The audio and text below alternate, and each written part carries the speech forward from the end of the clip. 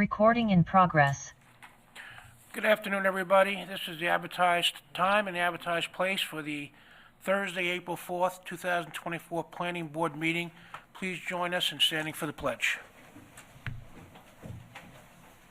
Pledge allegiance to the flag of the United States of America and to the republic for which it stands, one nation, under God, indivisible, with liberty and justice for all. Okay, good evening, everybody. We're going to have a couple public hearings tonight. I need to remind everybody that it goes on the record, so you do have to speak from the podium, and you do have to give your name and address.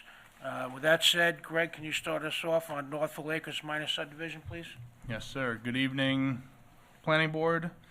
For the record, Greg Bergman, Senior Planner with the Town of Riverhead Planning Department. This is a public hearing for the two-lot minor subdivision application of Northville Acres. This is a two-lot minor subdivision seeking approval to subdivide an existing 4.22 acre parcel of land and create two lots. Lot 1 will have a total area of 75,612 square feet, or 1.735 acres.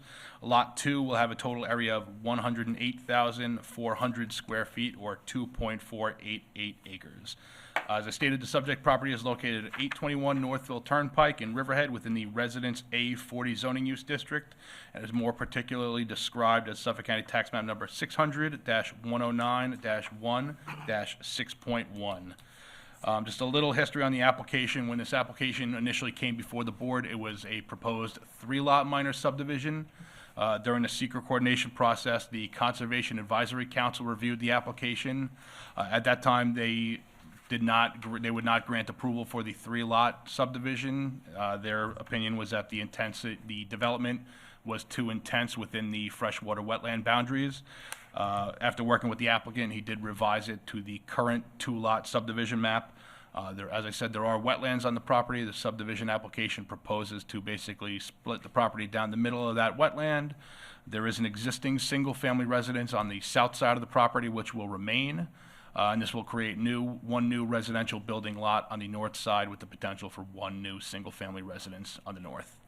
The board has any other questions I can answer, or we can open it up to the public.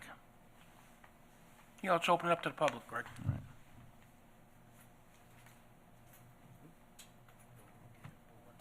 right. Do we have any Zoomers tonight? I got one person in, but no hands up. No hands up? All right, well, Oh, hold on. Move the close I have public a hearing. hand up. we do?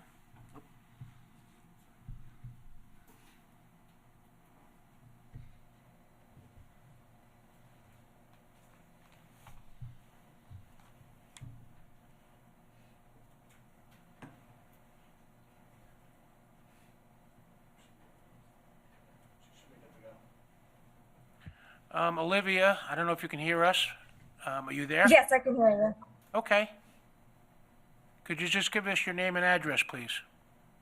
My name is Olivia Russo, and my address is 153 Fox Run Lane.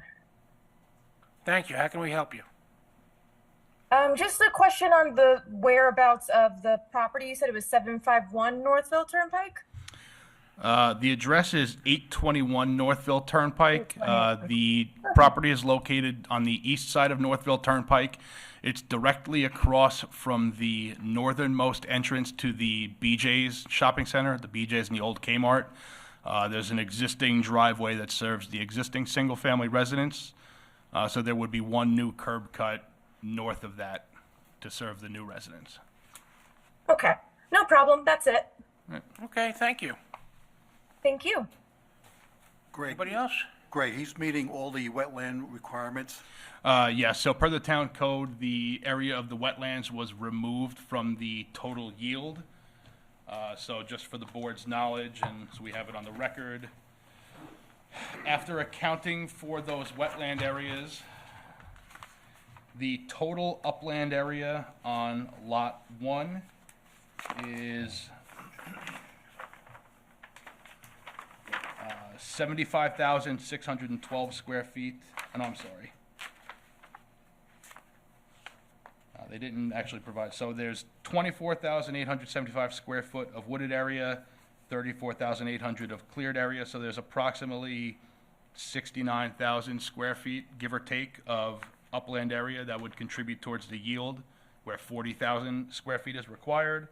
And then on Lot 2, there's approximately 84,000 square feet of upland area contributing to yield, where, again, 40,000 is required. So they both will exceed the minimum lot size. Anything else? I move we close the public hearing. Second. Moved and seconded. Gentlemen, may we have a vote? Mr. Zilnicki? Yes. Mr. Hogan? Yes. Mr. Nunnaro? Aye. Mr. Baier? Yes. And I vote aye. The motion carries. The public hearing is closed. We're going to go into the second public hearing, which is Terravite Winery and Vineyard Residence Tasting Room Conversion, again with Greg Berman. All right, thank you. So the subject of this public hearing is a site plan application for Terravite Winery and Vineyard. The site plan application proposes to convert an existing single-family residence located at the site of an existing tasting room and vineyard. They're going to convert that existing single-family residence into additional tasting room space. The site plan application also proposes to construct additional on-site parking to facilitate the proposed expansion and seating. For the record, the subject property is a 2.1 acre parcel of land which is located at 250 Manor Lane in Jamesport within the Agricultural Protection Zoning Use District, and is more particularly described as Suffolk County Tax Map number 600-47-2-5.5. Again, the proposed improvements do not propose any new additional structures, simply the conversion of an existing structure and the creation of additional parking to facilitate the use. Rather limited in scope. I would ask if the board has any questions. I know we have representatives from the application here, or if you'd like to open it up to the public. Sure, let's open it up.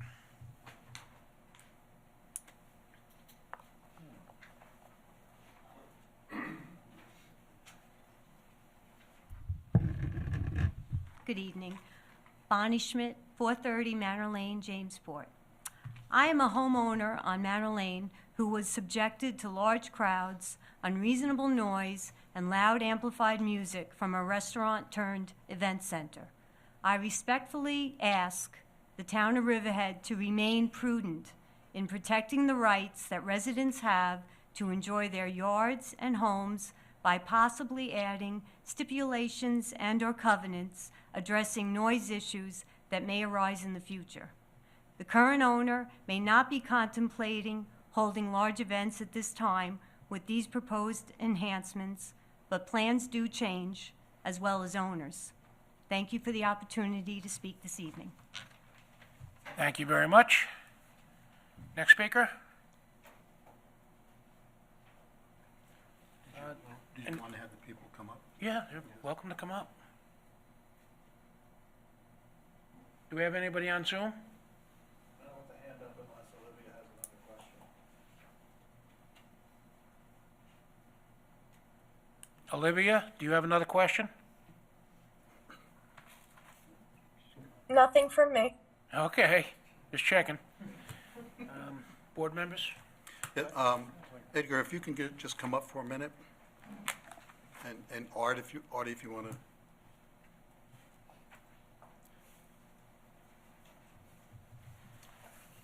Good evening, Edgar Goodale, 1728 Edward Avenue, Calverton. I'm here on the behest. I'm not an owner. My son and my daughter-in-law are the owners, but I'm here in his absence. So I can answer probably any question that you may have. Edgar, I had a question on the fence, because it stops like 3/4 of the way down where you guys have proposed that parking on the side. Is there any way to continue that? And I spoke with Greg, it would have to just be a 4-foot high fence, only because if you're going to put cars there, I don't want it interfering with the neighbors. It's possible that there are trees at the end of that fence that Right. continue down to the road. There are trees there, so I don't know if, I don't think a fence would interfere. It would only leave like a 2-foot section between the fence and the trees that are on the neighbor's property. So I don't know if Right. that's an issue or not with the neighbor. And quite honestly, as I spoke to you before, Ken, I'm not sure whose fence that Whose is, if fence it's it the is. neighbors or ours, quite honestly, I don't Could you know. communicate with them and Oh, yeah, see if yeah, it would be yeah, it? but Yeah. that could be done if there's no, Okay. you're not talking too far. Mr. Goodell, I also had a question. Being it's a private house that's being converted into a wine tasting room, you have people that are unfamiliar with the layout of it, and would you consider putting in a secondary means of egress off the second floor? I saw the drawing, and it only had the one stairway going to the second floor, being it was a private house. But now you're going to have people up there, especially if they're drinking. If something happened, would a secondary means of egress be added? I believe that was only on the first floor, wasn't it? You have the plan, the site plan, or the, I can speak to that. yeah, go ahead. Arthur Ast, architect for the owner, residing at 118 School Street, Lindenhurst, New York. So during the whole process of doing this conversion, obviously we have to look at the code and what's required in terms of egress and such. I understand your concerns with regards to the use and, what in theory could happen in that space, considering people drinking and this, that, and the other. But based on the actual occupancy load for the proposed space, realistically by the code, you really only need, one means of egress out of that building. As long as they're able to get to that first floor, there are actually about 3 means of egress out of the structure. From the first floor, but I'm concerned with the second floor. If something happened on the first floor, then their one way of egress is cut off. Well, technically, you do also, it's not ideal, but there is also a window with a roof that's structure that's immediately outside of that could be a means of egress as well. Again, I know it's not an ideal thing, but, per the code, we do meet all the requirements. Okay. Will there actually be public presence on the second floor? You're going to use the second floor for tasting as well?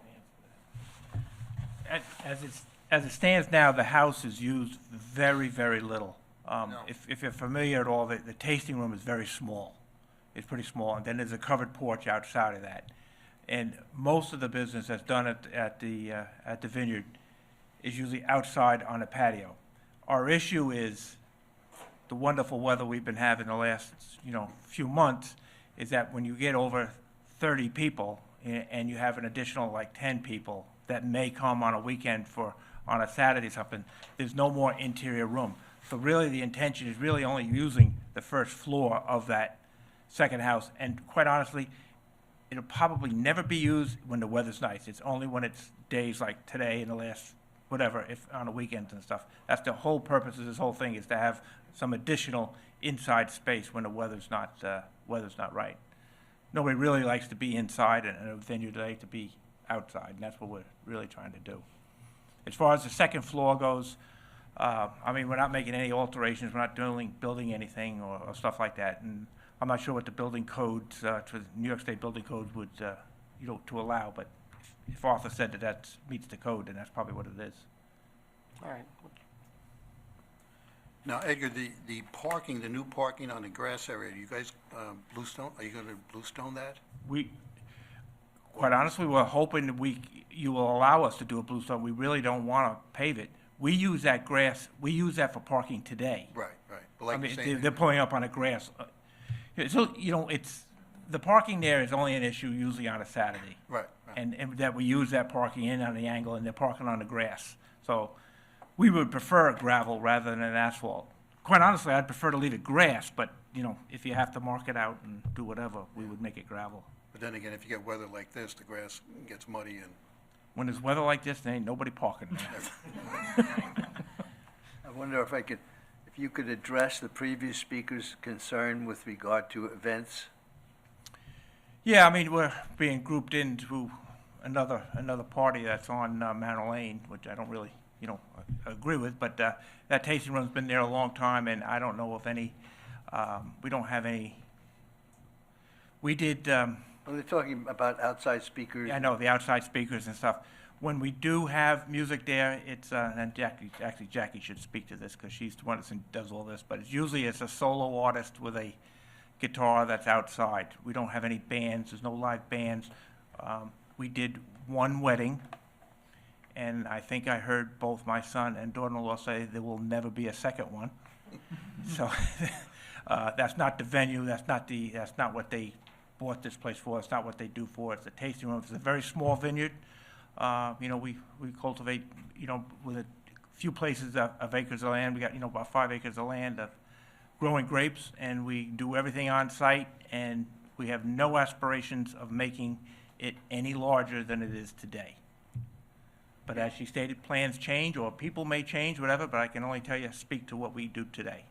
I mean, just another question with regard to the, there's a parcel of, which shows a one-frame garage, which has a right-of-way onto your property? Yes, that's owned also by the same parcel, same people. I'm sorry?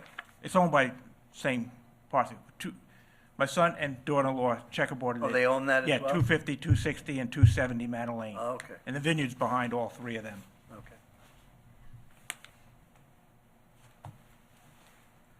Greg, is Bluestone going to be allowed driveway there? Yeah. Okay. No Zoomers? Got a hand up. Got a hand up. Hi, Olivia Russo again from 153 Fox Run Lane.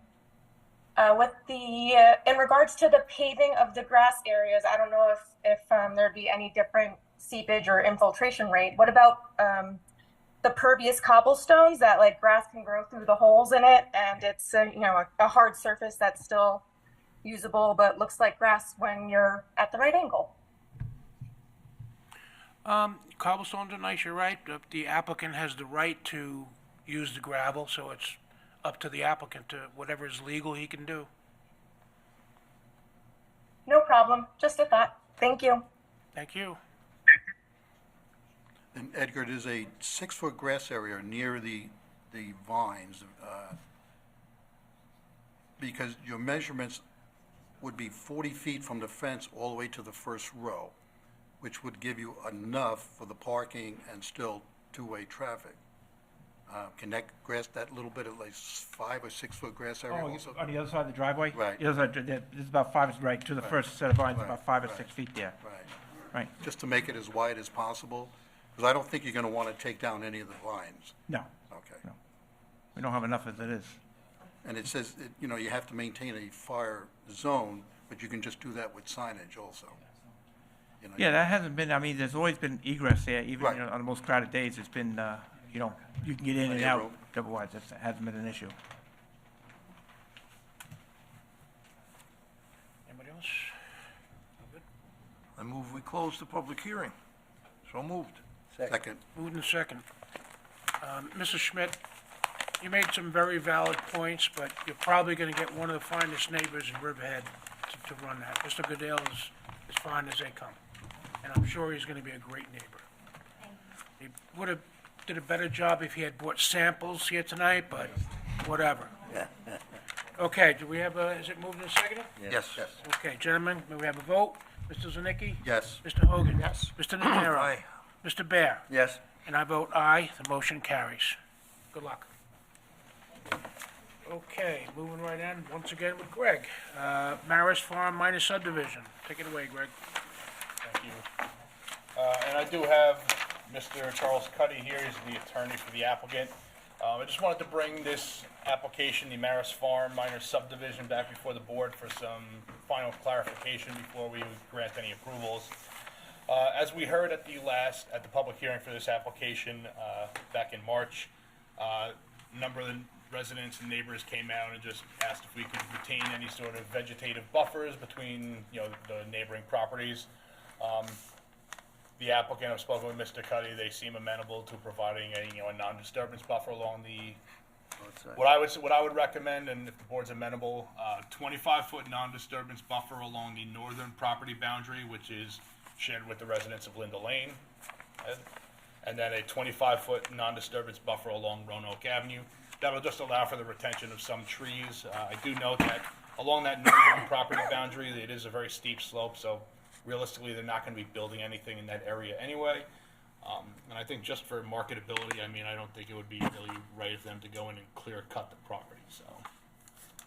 The board's amenable, and if the applicant's amenable, providing a 25-foot non-disturbance buffer along the northern property boundary in Roanoke would be staff's recommendation. I know that it did also come up about a non-disturbance buffer along the south side of the property that borders the farm property. Again, you do have some steeper slopes on that farm property, and there is a wooded buffer on the farm parcel. So just trying to get the board's opinion and see how they'd like to proceed before we do any sort of approvals. I'm okay as you have it written there. 25 feet? Yeah, it's okay. 25 feet is agreed to by the applicants, yes. I'm okay with it. Just looking at the map here, it shows that you've got 15, 15, and 15 on the, okay? That's not 25. No, that's You the have to 15. move the road? That's the driveway, the 15, Yeah. 15 and 15, that's the driveway. Right. So they'd realistically they'd have a 15-foot buffer, but if you note that, at that northeast corner, it's shared with the town of Riverhead recharge basin, so I mean, you're not buffering a neighbor. So it really, where that driveway loops down and where you start to get to the property line shed with Mr. and Mrs. Stelzer, Okay. that's where that 25-foot buffer would be. That's our understanding. That's fine. So if the board's amenable, I can prepare a resolution for the next meeting for the approval of this with the 25-foot buffer. Sure. Good? I'm good with it. I'm good. Good? All right, excellent. Okay, thank you. Moving right along, Second Street Townhomes, once again with Greg Berman.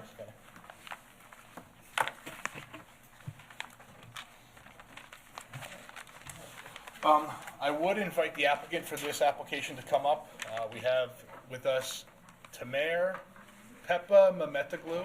When he comes up, I will ask him to just spell that for the record for the stenographer, so he can join in the discussion. We can go over the application.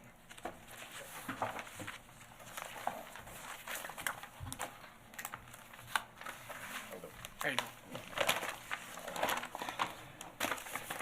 So again, if you could just introduce yourself and spell your name for the record, please. Tamer, T-A-M-E-R, Pepe Mehmetoğlu, P-E-P-E-M-E-H-M-E-T-O-G-L-U. Thank you.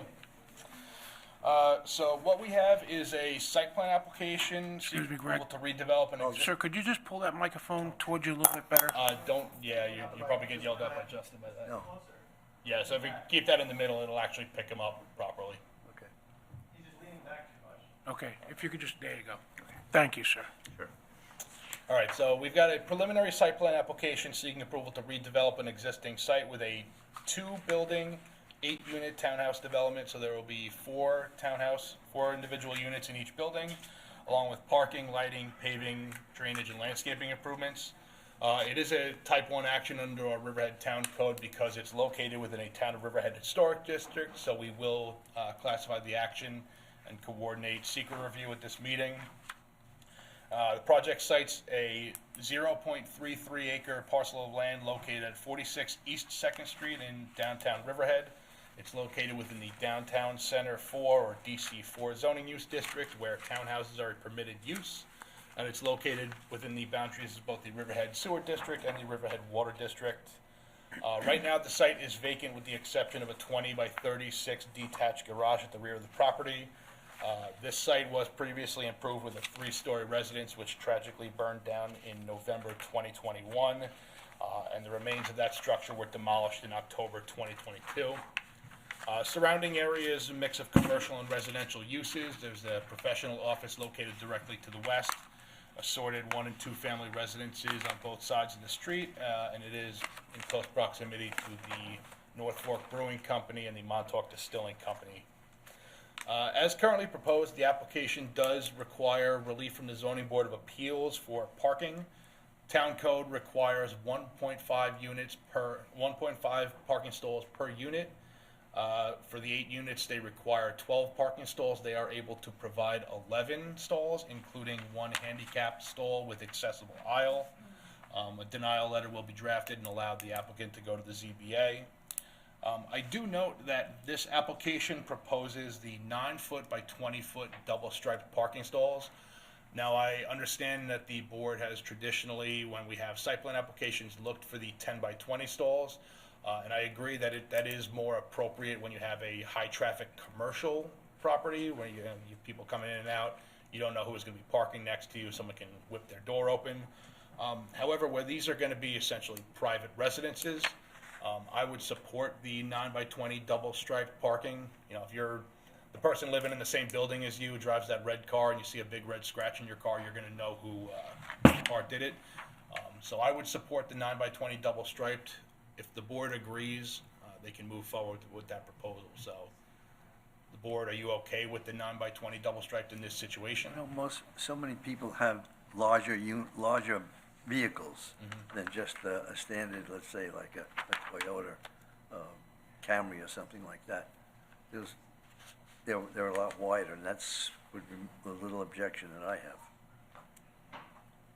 Greg, the 11 parking stalls includes one handicap? Yes, so there's So is that? 11 stalls, one handicap, and when we calculate our parking, we include that handicap stall as parking. Yeah, I mean, I do agree, but again, if you're living in this complex with your neighbors, you're gonna be more conscious. You're not just gonna whip your door open and, smack the person living in the building, the unit next to you. So if the rest of the board's amenable, we need to get it. Yeah, we don't normally do this, to be honest with you, but I understand your point. It's a good point. What do you think, guys? May I also, we will install cameras in the back for security reasons also, so we will be able to see everything from there. Real quick, because it's 9 foot, are you allowing any contractors, vans, or anything else like that in the back? That's, that goes to the 9 foot span. Contractors that are gonna be living Right, there, right. with vans, I don't think they can do that. That's a commercial vehicle, and they should not be parked there. I like to see the 10 myself, but we have given the 9, so, if everybody's, amenable to it, I'll agree with it as well. Everybody is, it's like gonna be a little family, Right? Are you the new owner of the property? Yes. I was very impressed with your elevations. Thank you. I thought we were gonna have to come in here and fight about it, but it's a good-looking building. Thank you. Is it vinyl sided? It looks like. No, it's a concrete boards. It is, but it Yeah. looks like It's clapboard, yes. Okay. Yes. and Some the clapboard, front some of it, shingle. if you look in figure 3, that house on the Main Street side, on the Second Street side, has shutters, which I think makes a nice looking addition. I mean, you wouldn't have to do it all the way around, but on Main Street, the 2 front facades, I think it would make a little bit of improvement. I could definitely look into it, yeah. So we are jumping ahead a little bit. So this applicant did do some preliminary consultations with the Landmarks Preservation Commission. They've revised the elevations and the plans based on some of those comments, so they've incorporated a lot of those design elements and recommendations from the LPC. We will refer them obviously to the ARB and the LPC now that we have the formal submission. And then we can transmit those, the recommendations for the shutters to both the ARB and LPC. Just touching on. Greg, just on the second story, it's a covered porch, not Yeah. necessary. Yeah. There's like 4 windows on the upstairs, not a big deal. All right. So just touching on the use of permeable pavers, the site plan application does propose to use approximately 5,500 square feet of permeable pavers throughout the site. And that's mainly along the access driveway and in the parking areas in the rear of the property. So the planning board must approve the use of permeable pavers. We went over at our last meeting, the board approved the use for a project. I will note that this project, with the exception of the parking stall, otherwise complies with the zoning in terms of allowable lot coverage and floor area, so this is not like a method to over-intensify the use of the property. The town engineer was fine with the use of the permeable pavers, and I'm just waiting on comments from. Did they request any variances? So the only area variance that this application requires is the 1 parking stall. With the use of the permeable pavers, they're able to meet the I requirement. don't know if they changed the town code or not, but when you were short parking stalls, you used to pay, a fee per stall. So there is a fee, and that is a requirement of the zoning board of appeals.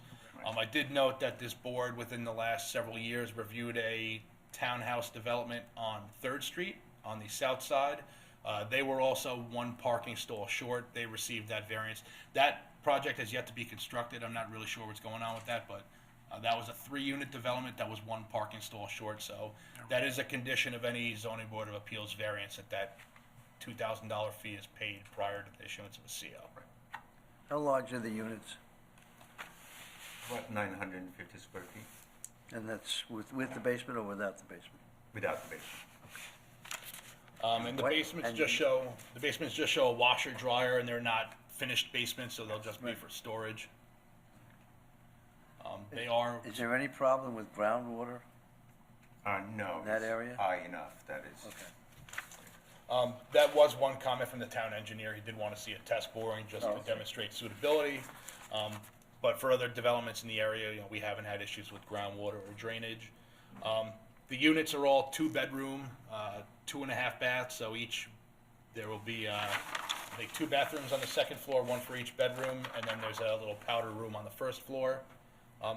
Again, smaller living units, but, rental units, and, it meets that need for middle housing that we're sort of running into for the housing crisis. So, LED lighting, they are proposing LED lighting throughout the site. They all meet the dark sky requirements.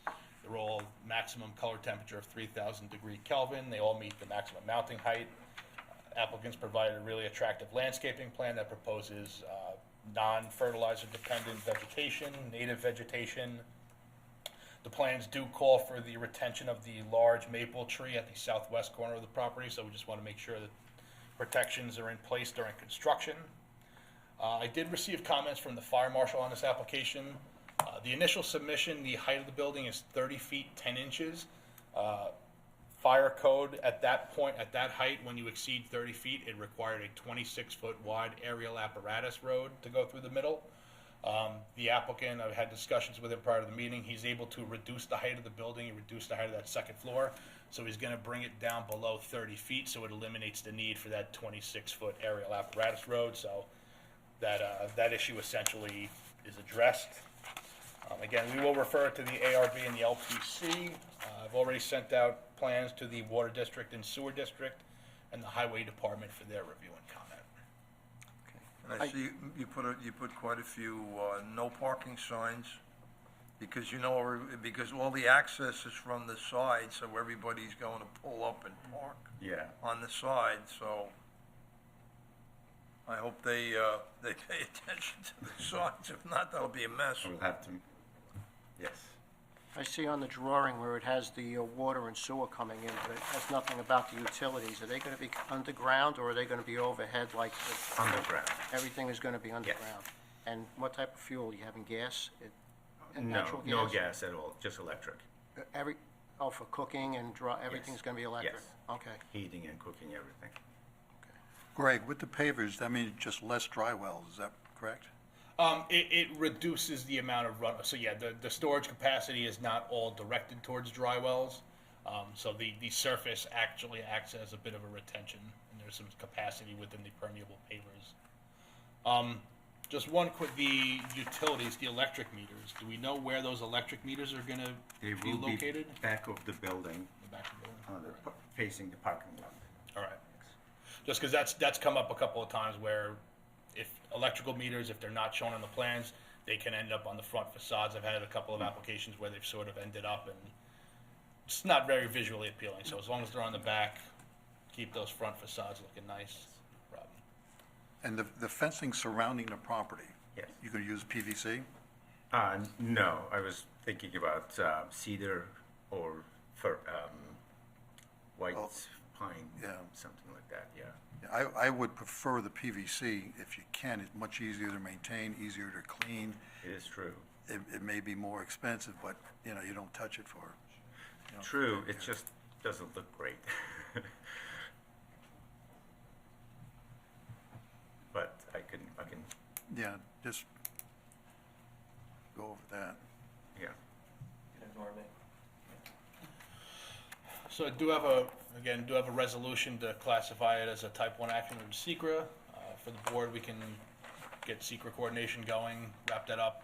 Being that it's essentially almost all town agencies, hopefully we can finish it up to coordination sooner than 30 days if we get responses. we can move forward and, get to a public hearing. You have to contact the ZBA.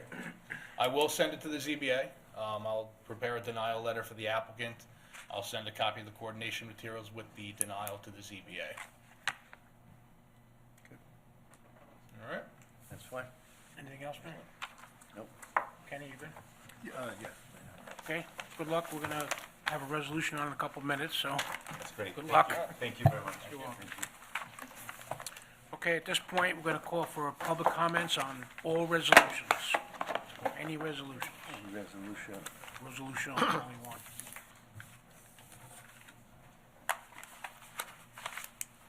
Jim DeLuca, 12 Linda Lane East, Riverhead. I have a comment about that project, Just, what, the condo project. I have no objections to the project, but I do have objections to give a variance on parking, especially on Second Street. If you ever visited Second Street during the weekend, especially when the brewery is open, the existing residents can't even park there. You only have parking on one side of the street, and you have people on the north side of the street right now, filling up the whole entire south side of Second Street. And the brewery also has expanded, and I think it's in violation of their site plan, expanded their outside seating. They don't allow limousines or buses into the public parking lot behind, so they also park in the street. So you're figuring 1.5 parking units per unit. Generally, if you have, in most cases, you have two people working, do the math. You don't have even enough parking with 1.5 per unit. But if that's what the code says, that's what the code says.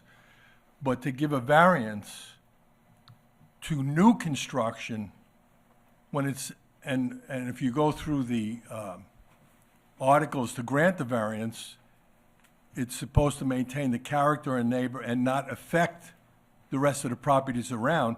That will affect the rest of the properties around by having cars that even visit this site parking in the street also, because there's not enough parking even on the interior to meet the code the way it is now. And how are you going to avoid, because there's people in construction on that park on that street now. How are you going to avoid a tenant if he has a large van or some, you're going to tell him you can't park in the parking lot, you got to go park out in the street? I mean, it just doesn't make, if it's a side yard variance, it doesn't affect anybody else. If it's a height variance, it really doesn't affect anybody else. But when you're taking parking that is supposed to be absorbed by the new construction and pushing it out in a public street where you have houses that have been there between 130 and 140 years and have been there, and because of the new establishments going in, there's not enough parking there now. And also you have runoff from parking from the aquarium that goes, they don't want to pay the $15, and they're parking on the street. So I don't think the board should even consider a variance on parking, nor parking stall sizes. I mean, you have somebody that comes in with a dually truck that is working, you're going to tell him you can't park on the site? Where's he going to go? So again, I have no objection to the parking, I mean to the condos, but I do have an objection to pushing parking off on Second Street that should be contained on the site. And with 1.5 per unit, that's really not enough. I mean, if you think about it, if you have two people working, you have 11 parking stalls and, what is it, 8 or 9 units? You just, the math doesn't work. So if it's easy to rule on something when you don't live there. But I suggest during the season, just take a ride down Second Street and tell me what you see. Third Street with that other condominium is totally different. They don't park on Third Street. And there's double parking on both sides of the street. Second Street, there's only parking on the south side. Okay, thank you, Mr. DeLuca. I made some good points. We'll take them under advisement. The only action we are taking tonight is the secra, so we can still further discuss that. Any other comments on resolutions? All right, gentlemen. I'll move resolution 2024-029 for Second Street Townhomes. Classifying action requesting lead agency, so moved. Second. Moved and seconded. Gentlemen, may we have a vote? Mr. Zilnicki? Yes. Mr. Hogan? Yes. Mr. Nunnaro? Aye. Mr. Baier? Yes. And I vote aye, the motion carries. We can open it up now to public comments on any matter. Okay. Uh-oh. Somebody want to run the minutes? I'll move the minutes of March 7th, so moved. Second. Moved in second, all in favor? Aye. All opposed? And I vote aye. Any other business, staff, board members, legal, everybody's good? Okay, our next meeting will be Thursday, April 18th at 3 PM. We hope to see you there. Motion to adjourn. Second. Moved and seconded, all in favor? Aye. Have a nice weekend, everybody.